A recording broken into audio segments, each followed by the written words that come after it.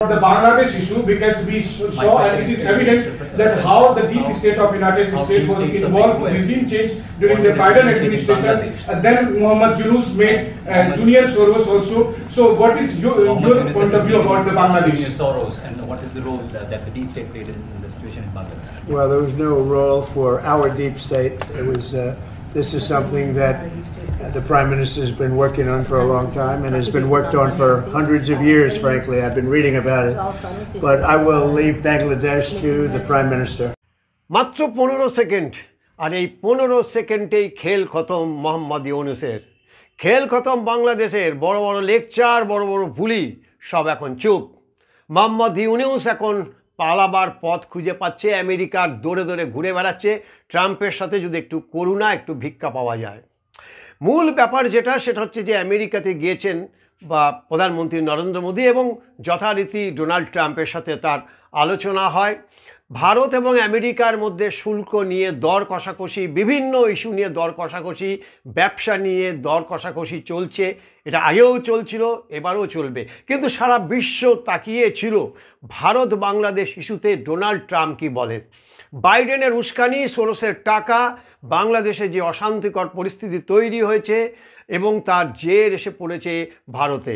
কথায় কথায় ভারতকে হুমকি, পাকিস্তানের কথায় নাচন কাঁদন, অনেক কিছু করেছে বাংলাদেশ। মোহাম্মদ ইউনূস অনেক বড় বড় ডায়লগ মেরেছেন। কিন্তু ডোনাল্ড ট্রাম্পকে যখন সাংবাদিকরা প্রশ্ন করেন যে বাংলাদেশ ইস্যুতে তিনি কিভাবে দেখছেন, একেবারে সরাসরি ট্রাম্প জানিয়ে দিলেন যে বাংলাদেশের পুরো বিষয়টি প্রধানমন্ত্রী নরেন্দ্র মোদী দেখবেন। অর্থাৎ নরেন্দ্র মোদীর দায়িত্ব বাংলাদেশের প্রতি তারা কি ডিসিশন নেয় বা তারা কি স্ট্যান্ড নেয়, বাংলাদেশকে দেখবে নরেন্দ্র মোদীর চোখ দিয়ে।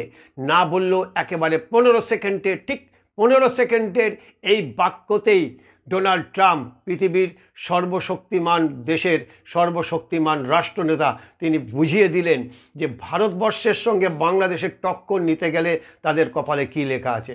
এতে যদি বাংলাদেশের ঘুম ভাঙে, যদি শিক্ষা হয়, তাহলে ধীরে ধীরে তারা ভারতের সঙ্গে সুসম্পর্ক তৈরি করবে। নরেন্দ্র মোদীর কাছে গিয়ে তারা অ্যাপিল করবে ভারত বাংলাদেশের যে সম্পর্ক, যে সৌহার্দ্য ছিল, সেই সৌহার্দ্য আবার পুনরায় ফিরিয়ে নিয়ে আসবেন। পাকিস্তানের কথায় যে নাচ ছিল এতদিন ধরে বাংলাদেশ, সেটা আপাতত বন্ধ হবে। এবং সব থেকে বড় ব্যাপার, যে জেহাদিরা, যে বাংলাদেশের জেহাদিরা ইসলামিক কান্ট্রি তৈরি করবে বলে বাংলাদেশে কন্টিনিউ তারা অত্যাচার চালিয়ে যাচ্ছে, তাদেরকে অবিলম্বে স্তব্ধ করবে এবং বাংলাদেশের সেনাবাহিনী নিশ্চয়ই কড়া হাতে তার মোকাবিলা করবে।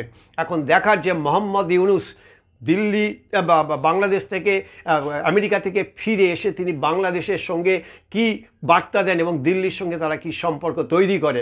তবে যে আশা নিয়ে ডোনাল্ড ট্রাম্পের কাছে তিনি গিয়েছিলেন, ডোনাল্ড ট্রাম্প ঠাড়ে ঠোড়ে বুঝিয়ে দিয়েছেন যে তিনি বাইডেন নন। সোরসের সঙ্গে যারা সম্পর্ক রাখবে তাদের সঙ্গে কোনো রকম তিনি বন্ধুত্ব বা দূরের কথা সামান্যতম সৌজন্য বোধটুকু দেখাবেন না। আর নরেন্দ্র মোদীকে তিনি কী চোখে দেখেন সেটা আরও একবার প্রমাণ করে দিল।